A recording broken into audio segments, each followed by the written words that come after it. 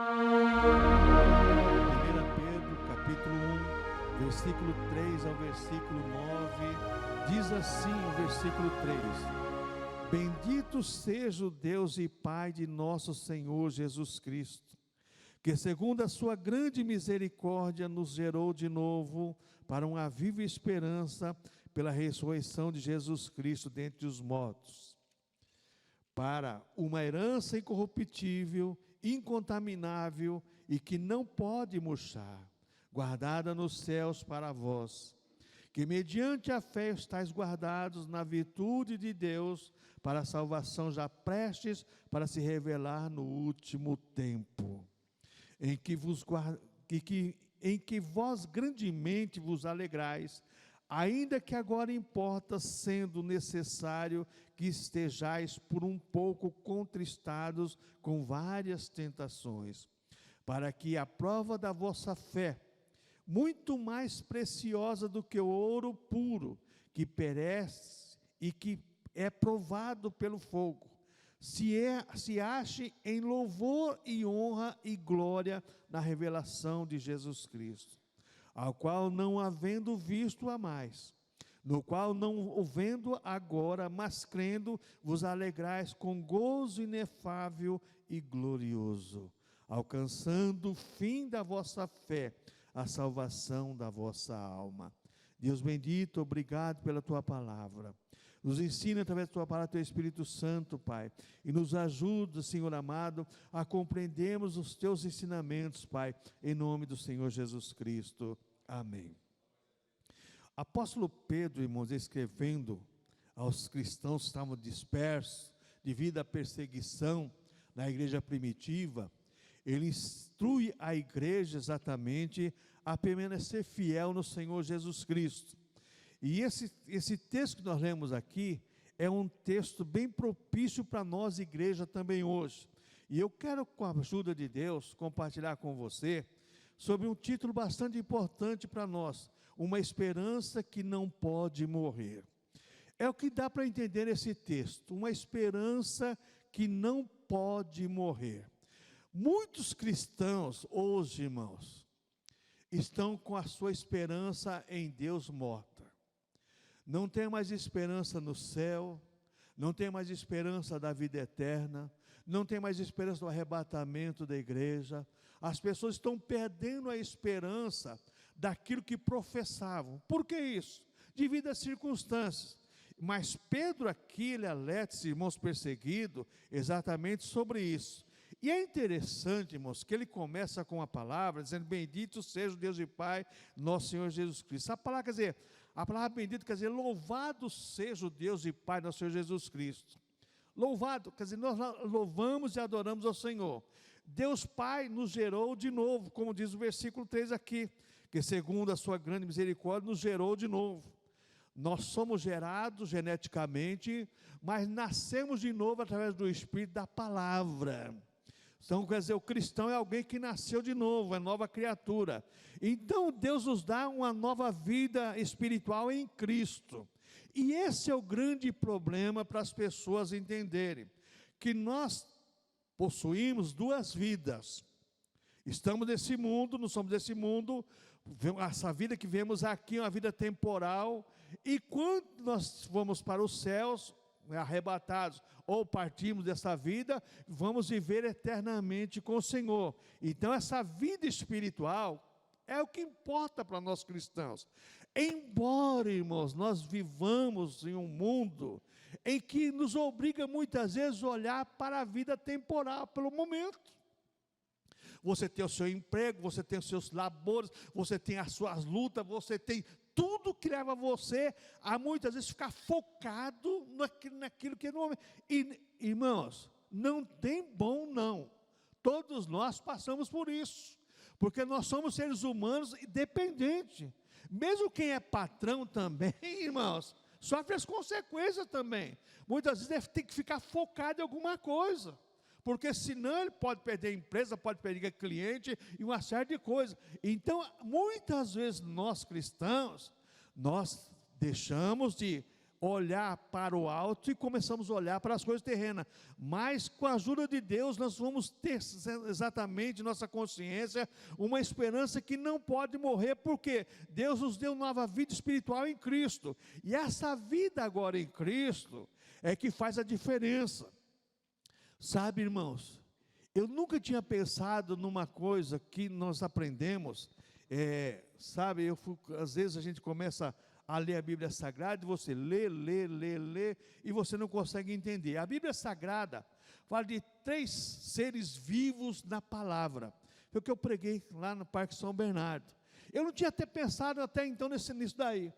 São 3 seres vivos. Quem são os 3 seres vivos que a Bíblia exige de nós uma resposta, para que nós conhecemos a Ele, porque Jesus falou, conhecereis a verdade e a verdade se libertará.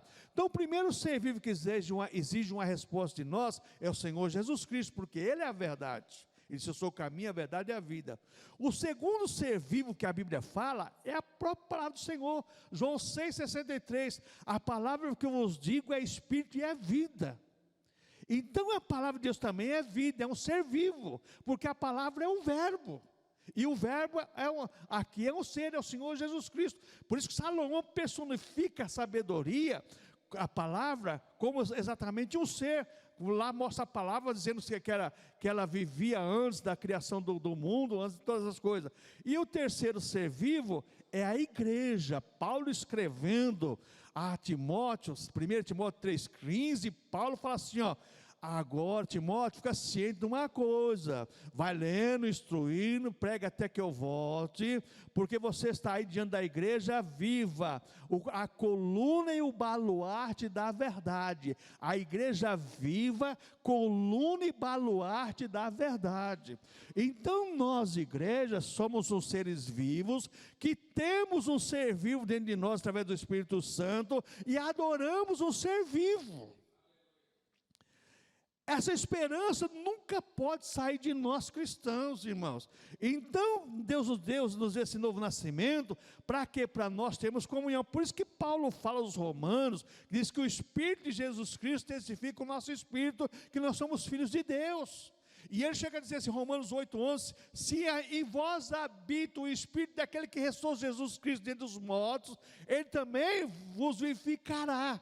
Quer dizer, nós temos vida de Deus, e estamos ressuscitados com Cristo em Deus. Então existe uma diferença entre o nascimento natural e o nascimento espiritual. A pessoa pode nascer naturalmente, ser uma pessoa simpática, bonita, atraente, todos os adjetivos que você puder dar. Mas se ela não nascer espiritualmente, não quer dizer nada para Deus.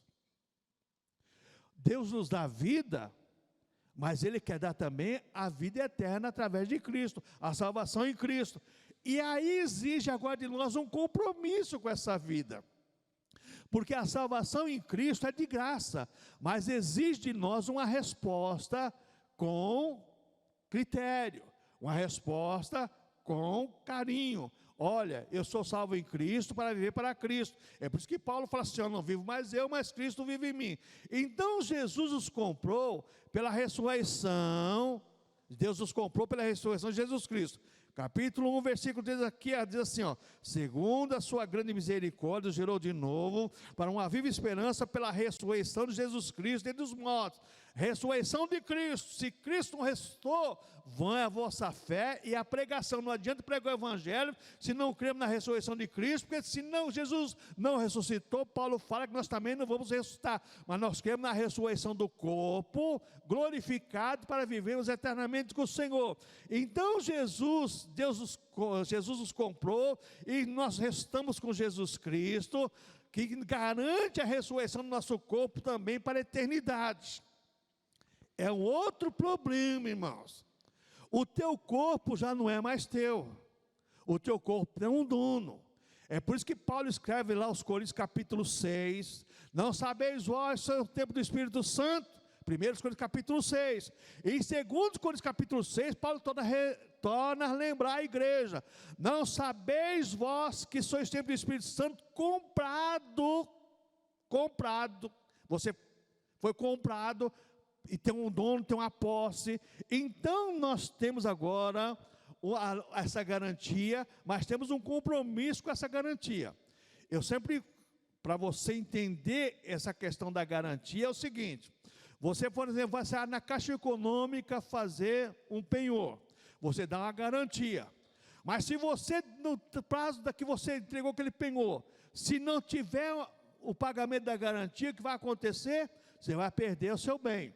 Nós estamos selados, Efésios capítulo 4, verso 30, Paulo fala assim: estáis selado com o selo da redenção para o dia da promessa. O selo da promessa, estamos selados para o dia da promessa, da vida de Cristo. Então nós temos essa garantia, e essa garantia não pode ser perdida, a esperança nela. Assim como você tem esperança de fazer um empréstimo da Caixa Econômica Federal, colocou o penhor e um dia você vai pagar, Deus já pagou a sua dívida na cruz do Calvário, agora você precisa fazer o que? Crer e obedecer e estar na presença do Senhor. Então a esperança do cristão é algo pessoal, vivo e ativo, é a nova vida, é algo vivo e ativo, não é algo morto, não é algo ilusório, não.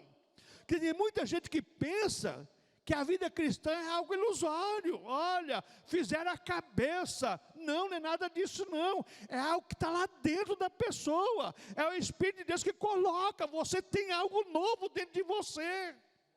E é difícil as pessoas entenderem isso. Como é que pode? Eu já contei para vocês aqui de uma pessoa que eu evangelizei. Mas Pedrosa, meu irmão, formado na Escola Politécnica da USP, pós-graduação em Harvard, em Hannover, na Alemanha, e agora diz que encontrou o tal de Jesus, e só fala de Jesus. Falei, ele não está louco não? Não, agora que ele está bom da cabeça. Agora que ele está bom da cabeça, rapaz. Como é que é isso? Eu não posso te explicar, porque só ele sabe explicar o que ele sente, e o que eu sinto também é meu Jesus, mas eu não posso explicar, porque se você não nascer de novo, você nunca vai sentir. Você nunca vai sentir isso. Para as pessoas isso aqui é uma loucura, como é que pode uma coisa dessa? Mas quem nasceu de novo sabe, irmãos. Então a esperança do cristão é algo pessoal, vivo, ativo, é a nova vida. Você não consegue explicar para as pessoas, e as pessoas não conseguem entender você. É por isso que o cristão e o não cristão, é aquilo que a Bíblia fala, é luz e trevas, dá choque.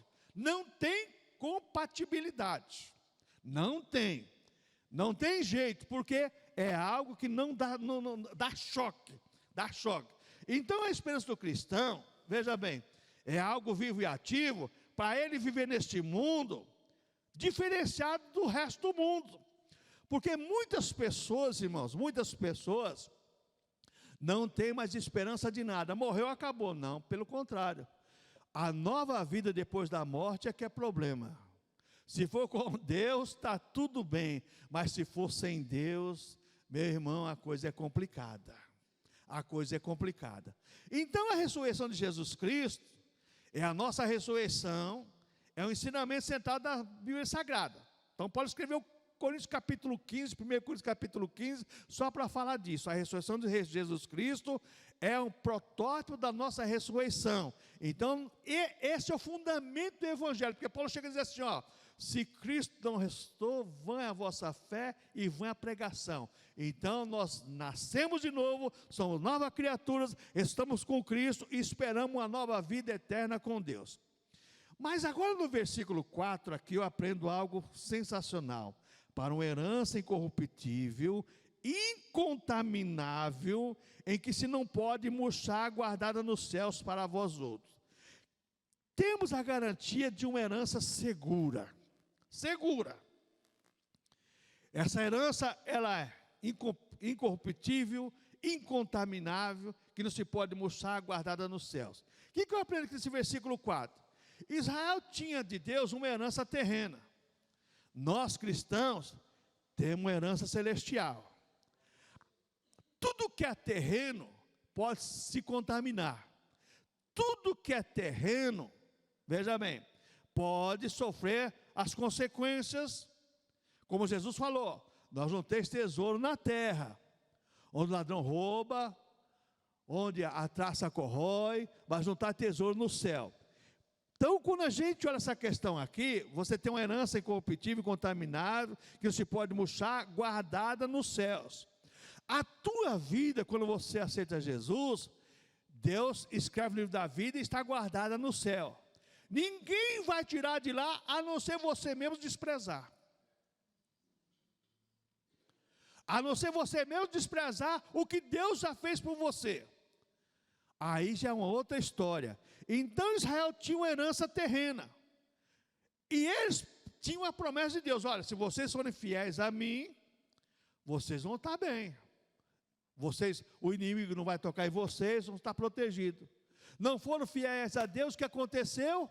Perderam até a própria terra, perderam a pátria. A mesma coisa somos nós. Se formos fiéis ao Senhor, está guardadinha lá. Herança incorruptível, incontaminável, não se pode murchar, guardado, está guardado.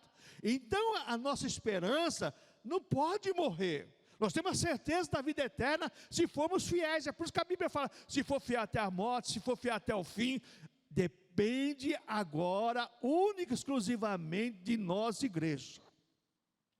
Depende de nós. O que Deus tinha que fazer, já fez.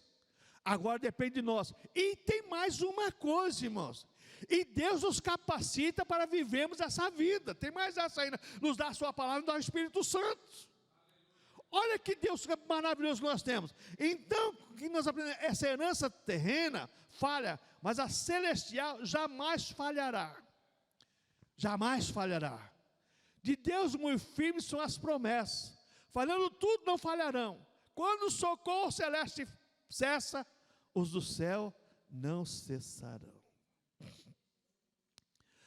A nossa herança no céu é guardada, não falha, porque ela é celestial. A herança celestial é a eterna recompensa por nossa vida de fé.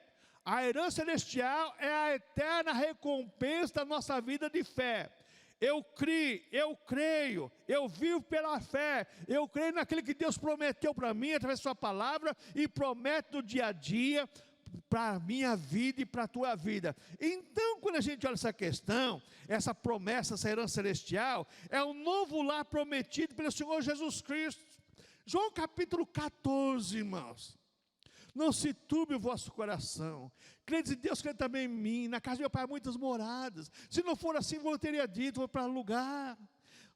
Tudo já está preparado, tudo já está feito.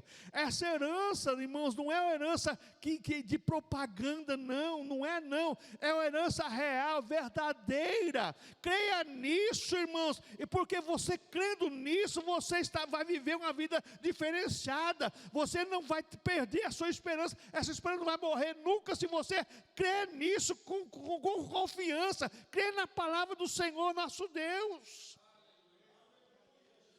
Mas, irmãos, hoje eu vejo muitos cristãos, irmãos, trocando herança celestial por qualquer coisa, irmãos, por qualquer coisa. Não, irmão, não faça isso não.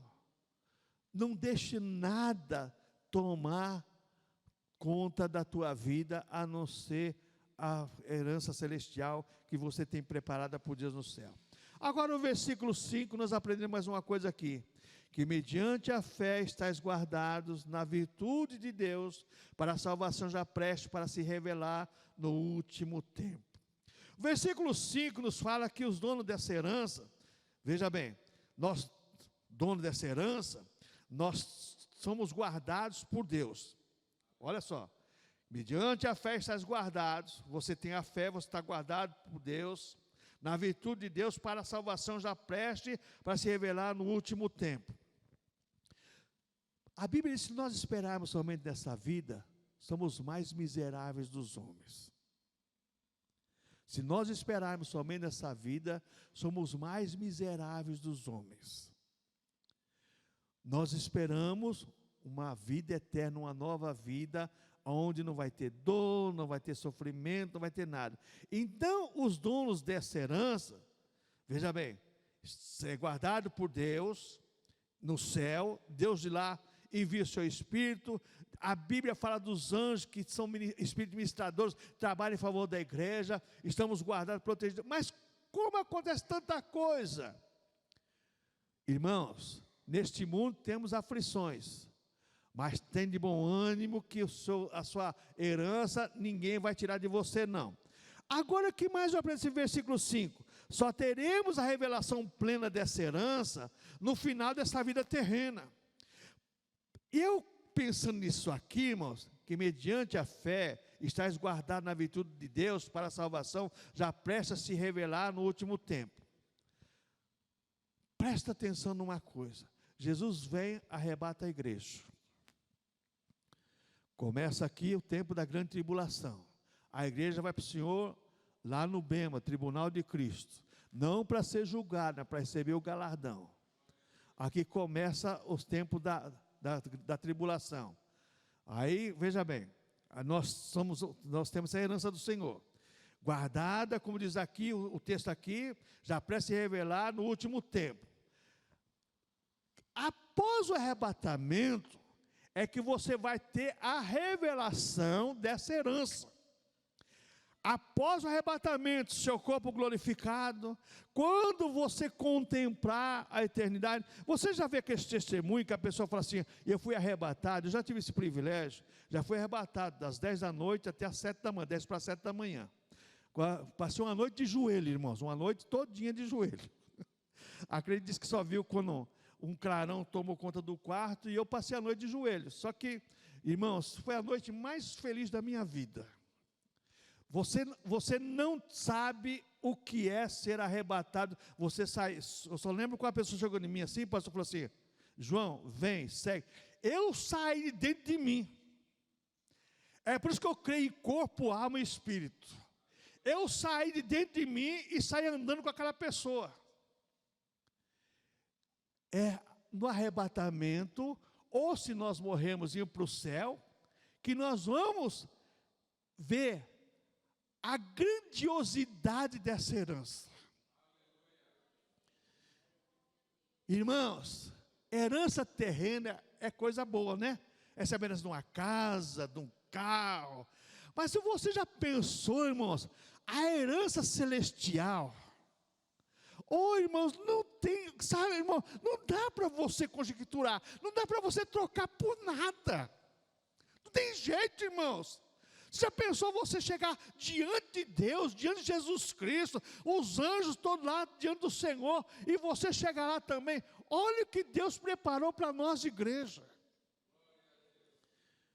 A igreja, irmão, se ela começar a olhar para essas questões com carinho, uma herança que não pode morrer, a igreja muda a sua maneira de agir, de pensar.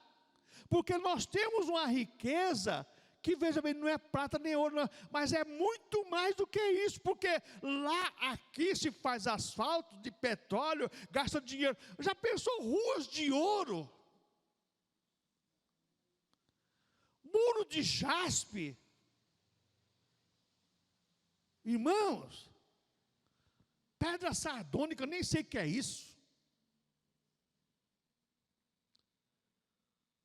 Você já pensou, rapaz?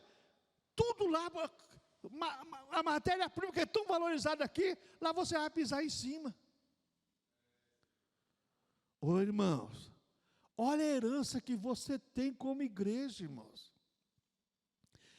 Essa herança não pode morrer, não, tem que estar viva dentro de nós. Então, quando a gente olha essa questão aqui, no final da nossa vida, é que nós vamos ver, se nós partimos antes, vamos chegar no céu, né? Tinha um louvor, né? Tem, aliás, no inário ainda, né? Louvor, alguns inários. Céu, lindo céu, céu, lindo céu, com Cristo eu vou morar no lindo céu. Então, Paulo diz que olho não viu, ouvido não ouviu, nem subiu a mente de seu coração, que Deus tem reservado para nós. A grandeza dessa herança, irmãos. Eu estava meditando nessa carta de Pedro, eu falei, meu Deus, o apóstolo Pedro, né, ele tinha razão, né, porque ele sofreu bastante, porque Pedro era meio teimosão, né, meio um pedrosão da vida mesmo, né, Então, ele sofreu bastante, né? Depois que Jesus chamou a atenção dele, Pedro, você viu que se converteu, Pedro? Pedro, cuida das minhas ovelhas. Pedro, a Bíblia fala a terceira vez, ele se entristeceu, né? Senhor, tu sabes todas as coisas. Não tem jeito de esconder, né? Não tem jeito de esconder. O Senhor sabe todas as coisas. Então, irmãos, essa herança você tem guardado para ser revelado no último dia. Agora veja o versículo 6. Em que vós grandemente vos alegrais, ainda que agora importa, sendo necessário que estejais por um pouco contristado com várias tentações. É claro, perseguidos, os cristãos, sofrendo, muitos martirizados, decapitados, outros jogados na arena lá para os leões comer, e tantas coisas mais.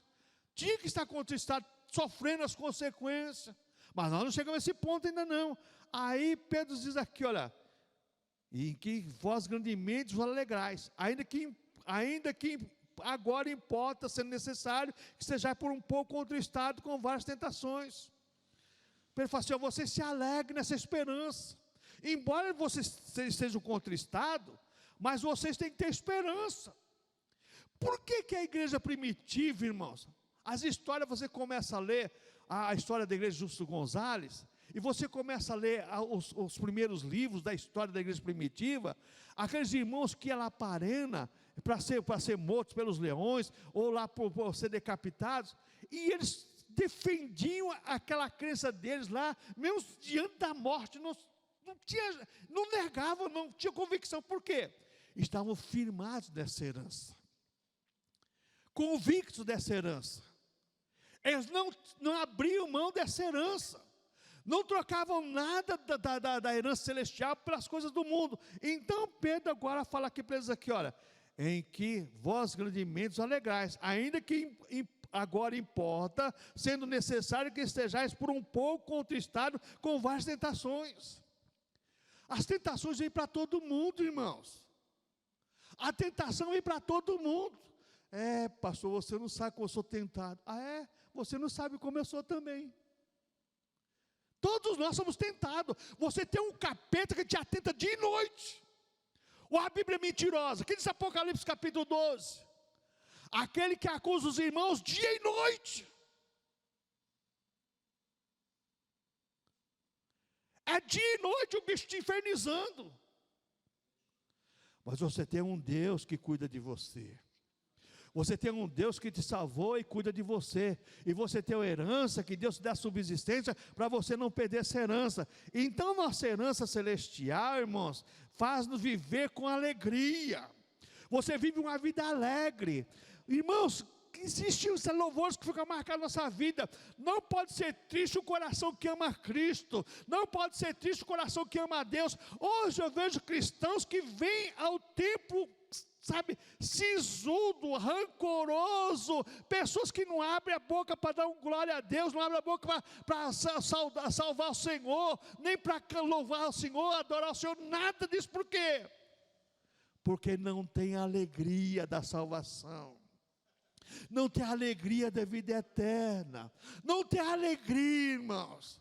O que falta nas pessoas hoje é a alegria em ser cristão, a alegria em dizer assim, eu tenho uma vida eterna em Cristo Jesus, o meu Senhor. Oh, irmãos, como isso é importante para nós. E quem tem a alegria da vida eterna, quem tem a alegria de ser cristão, irmãos, não se embaraça com as coisas do mundo não, irmãos. Ele vive nesse mundo, mas não convive. Ele vive nesse mundo, mas não convive. Quer dizer, não existe alienação. Ele é separado. Você já viu água e óleo se misturar? É a nossa vida. É o cristão vivendo no mundo. É água e óleo, não se mistura. Não tem jeito de misturar. Não tem jeito de misturar. A nossa vida não tem jeito de misturar com o mundo, não. Então, veja bem, nossa herança celestial faz viver com alegria, tem prazer em viver neste mundo, mesmo diante das dificuldades, das perseguições, das tristezas, dos revés da vida, das provações da vida. Irmãos, Tem dias que vou te contar uma coisa para você, só Jesus na causa. Mas o que mais nós aprendemos com esse versículo 6 aqui? Os sofrimentos momentâneos não extraem a alegria da herança celestial.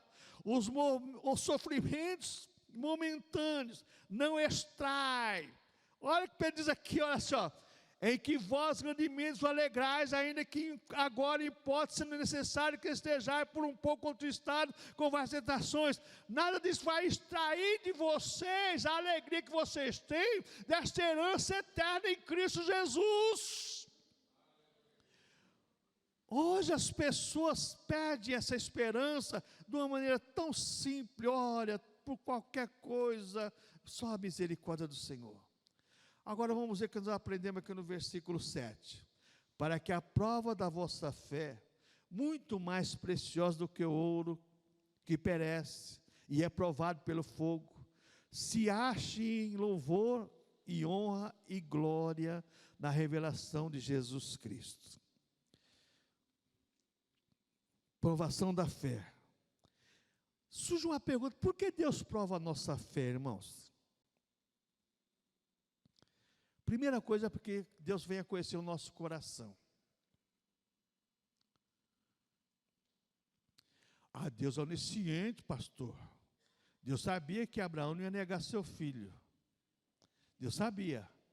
Mas Deus queria conhecer o coração verdadeiro de Abraão. Por isso que Deus pediu Isaac para ele. O filho da promessa, tantas. Aí quando levou lá no monte, todo mundo conhece a história, na hora de sacrificar, o Senhor falou: por que não me negaste teu filho, teu único filho? Porque Abraão tinha certeza de uma coisa, que mesmo depois de morto, Deus poderia ressuscitar Isaac. Deus prova a nossa fé para conhecer o nosso coração. Porque muitas pessoas fracassam na prova da fé. Muitas pessoas fracassam na prova da fé. Na hora de provar a sua fé, é a hora que as pessoas fracassam. E por que isso, irmãos? Por causa da falta da esperança. Porque, o que a Bíblia diz sobre esperança, irmãos? A esperança não é matéria-prima. A esperança é resultado de várias matérias-primas. Abra sua Bíblia comigo aí, em Romanos capítulo 5.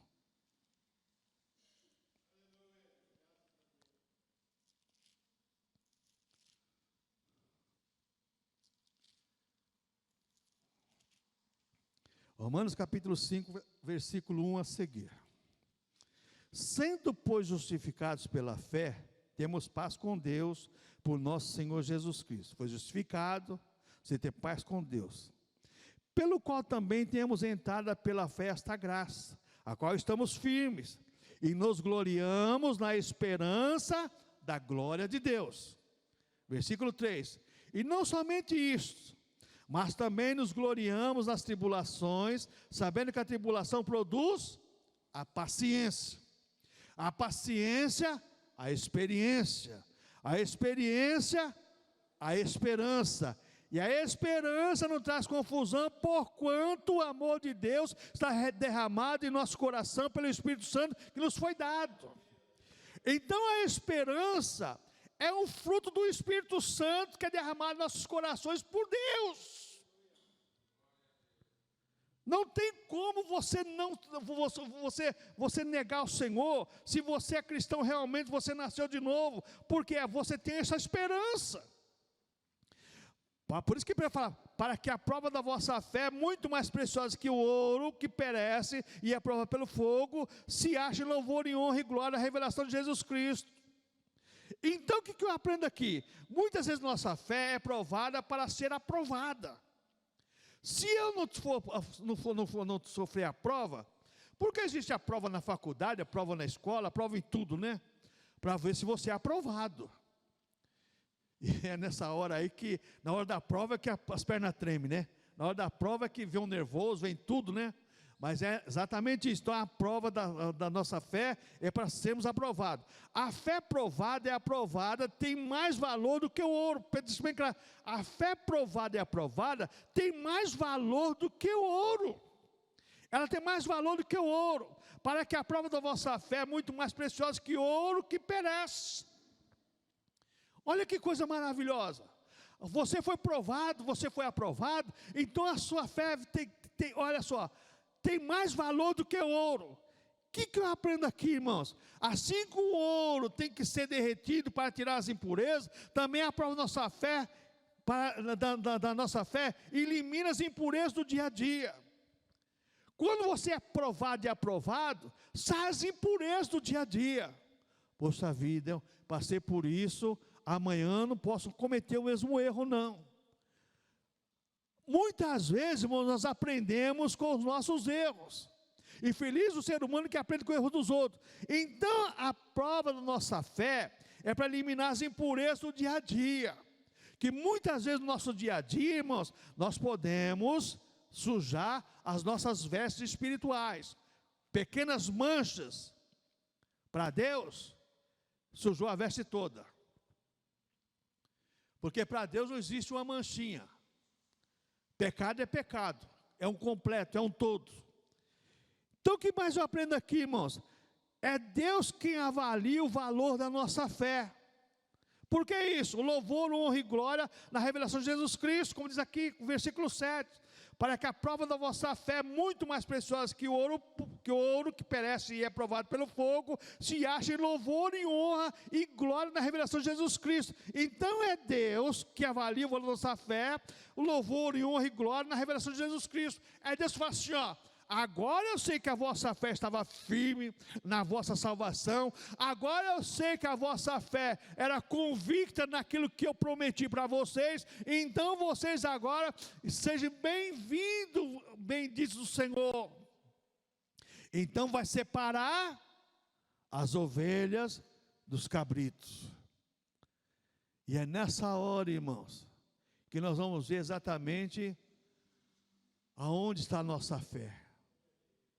Porque muita gente, irmãos, muita gente nega a sua fé por qualquer coisa. O que mais eu aprendo aqui? Porque a fé é dádiva de Deus a nós seres humanos. Deus nos dá a fé para termos fé nele. Tudo Deus nos faz. Deus nos salva através de Cristo e Deus nos dá fé através de Cristo para termos uma esperança convicta e eterna em nossa vida eterna. Agora o versículo 8 e versículo 9. Ao qual não havendo visto a mais, no qual não vendo agora, mas crendo, vos alegrais com gozo inefável e glorioso. Muitos cristãos daquela época não tinham visto o Senhor Jesus Cristo em pessoa, mas eles, veja bem, amavam o Senhor. A mesma coisa somos nós não vimos ao Senhor, mas nós cremos no Senhor, e sentimos o Senhor em nós através do Espírito Santo.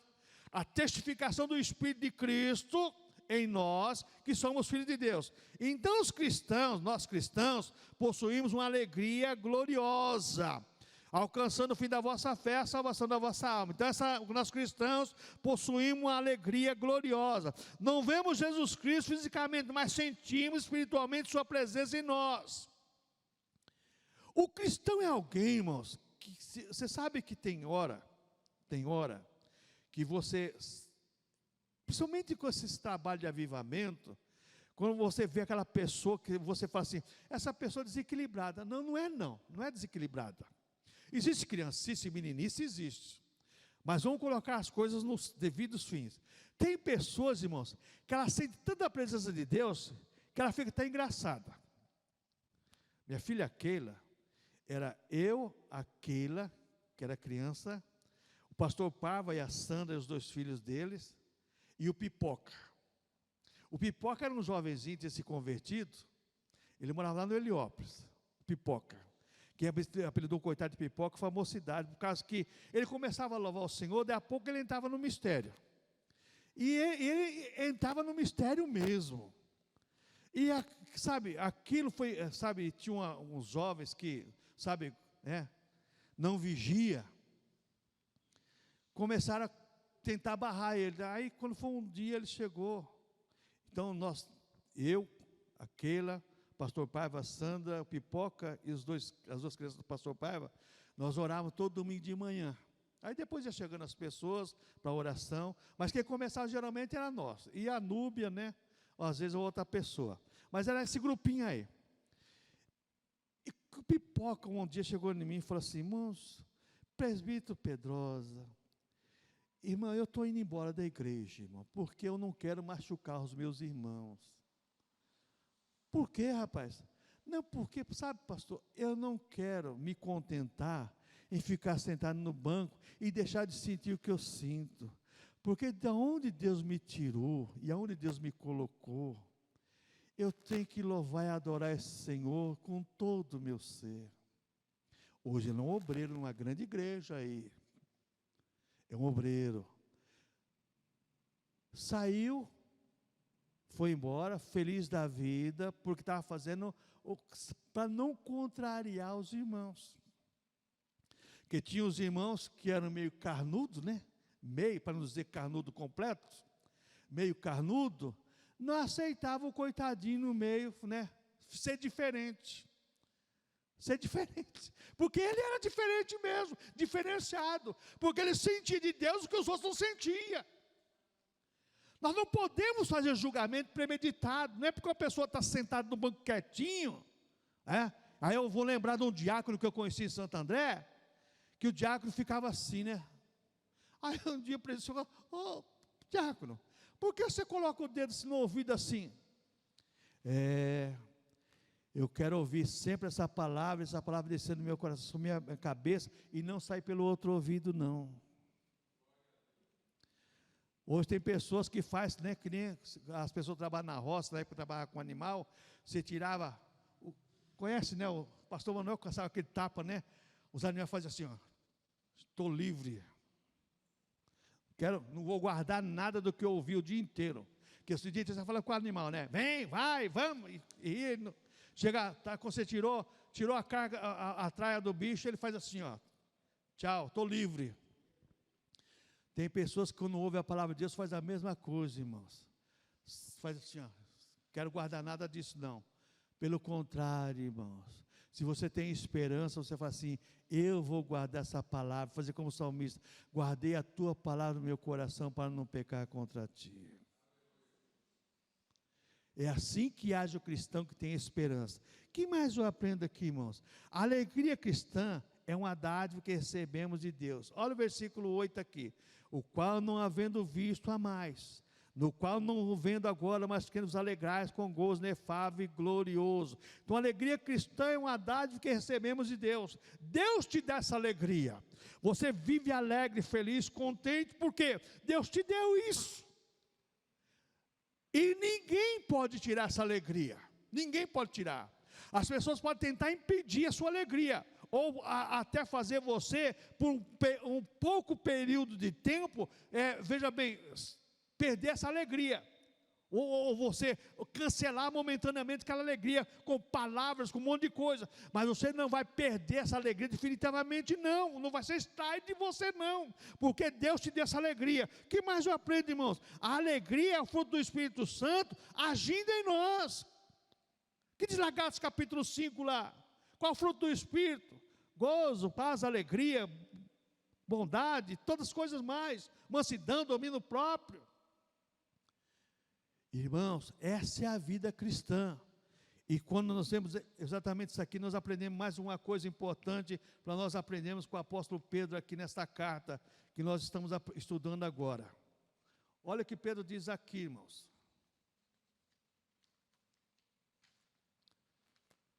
O resultado da nossa fé verdadeira e da alegria que sentimos é a salvação da nossa alma. Versículo 9. Alcançando o fim da vossa fé, a salvação da nossa alma. Salvação da alma. Salvação. Você tem uma alegria porque a sua alma foi salva. Agora a sua alma pertence a Deus. Não pertence mais ao pecado. Não pertence mais ao adversário. E quando eu penso nisso aqui, agora surge uma outra questão. Essa questão é o seguinte: Será que realmente os sofrimentos, será que as intempéries da vida vai fazer com que a minha salvação sofra algumas consequências? Só depende de mim. Se eu for fiel até a morte, não. Porque a certeza da salvação é que faz a diferença em nossa vida cristã. É a certeza da salvação é que faz a diferença em nossa vida cristã. Uma pessoa que tem convicção que é salvo, ela é diferenciada, irmãos. Ela é diferenciada. E ela não troca Jesus Cristo por nada, não. Nada, nada, nada, nada. Ela não troca. Ela vive por amor a Cristo e vive para Cristo, porque exatamente ela sabe que Deus fez tudo por ela. O que mais eu aprendo, irmãos? Presta atenção numa coisa agora. Olha o que a Bíblia fala aqui. Por que Deus prova a nossa fé, irmãos?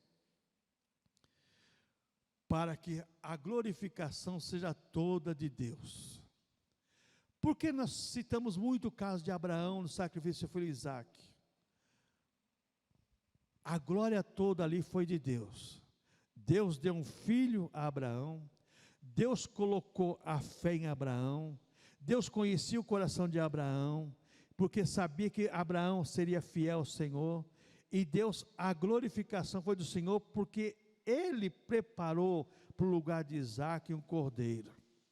A mesma coisa é para nós, irmãos. Deus preparou para nós o sacrifício perfeito. A glorificação da nossa vida é toda para Deus, que fez com que o Cordeiro, seu Filho amado, imaculado, viesse a esse mundo dar a vida por nós. Você tem muito que agradecer a Deus, pela salvação da tua alma, salvação da tua vida, e dizer assim: Senhor, muito obrigado por tudo. Eu creio na vida eterna, creio em tudo que o Senhor fez por mim, e eu estou de braços abertos esperando a recompensa da minha fé pelo Senhor, que é a minha vida eterna com o Senhor. Então, diante disso, a minha conclusão é o seguinte: como está a minha esperança na vida eterna com Deus? Pergunta para você: como está a minha esperança? A sua esperança, como é que está na vida eterna com Deus? Será que você tem a certeza que se Jesus vier hoje, você vai subir com Ele, ser arrebatado com Ele? Se você partir hoje, você vai viver eternamente com o Senhor? Aonde está a nossa esperança? Amanhã é segunda-feira, amanhã irmãos, o amanhã para o cristão não existe, existe hoje. Hoje, se ouvir a voz do Senhor, obedeça. Hoje, se ouvir a voz do Senhor. Então, como está a minha esperança na vida eterna com Deus? Vivo alegre e feliz por ser cristão, ou vivo por viver? Viver por viver, irmãos, o mundo vive, mas nós cristãos vivemos diferenciado. Nós vivemos por viver, vivemos crendo na vida eterna com Deus. Amém, irmãos? Temos muito que aprender com o apóstolo Pedro, irmãos, porque Pedro aprendeu de uma maneira, triste. Primeiro aprendeu, veja bem, teve aos pés do Senhor 3 anos e pouco, e não aprendeu o suficiente. Mas diante de uma conversa de poucos momentos, ele aprendeu tudo que deveria aprender. Quando o Senhor Jesus Cristo falou profundo no seu coração: Pedro, tu me amas? Pedro, tu me amas? Pedro, Senhor, tu sabes todas as coisas. Não vou tentar te enganar mais não, Senhor. Não vou tentar te enganar mais não, porque o Senhor conhece tudo, o Senhor sabe de tudo. Que Deus nos abençoe, irmãos, e estejamos preparados para a vinda do Senhor. Existia até um slogan de uma gravadora em São Paulo aí: o céu é o nosso limite, e é verdade. O céu. As coisas temporais ficam aqui. Tudo fica aqui, tudo. Não quer dizer que não vamos trabalhar para conquistar, não, devemos trabalhar e conquistar. Mas ninguém vai levar no caixão. Ninguém vai levar no caixão. Ninguém. Sabe, Salomão falou assim, ó: que adianta o homem ganhar tudo? Que adianta o homem ganhar tudo? Se quando ele parte, ele nem sabe para quem vai deixar. A mesma coisa somos nós. O dia que partimos daqui, vamos estar cientes de uma coisa: estaremos com o Senhor na eternidade. Vamos ficar em pé.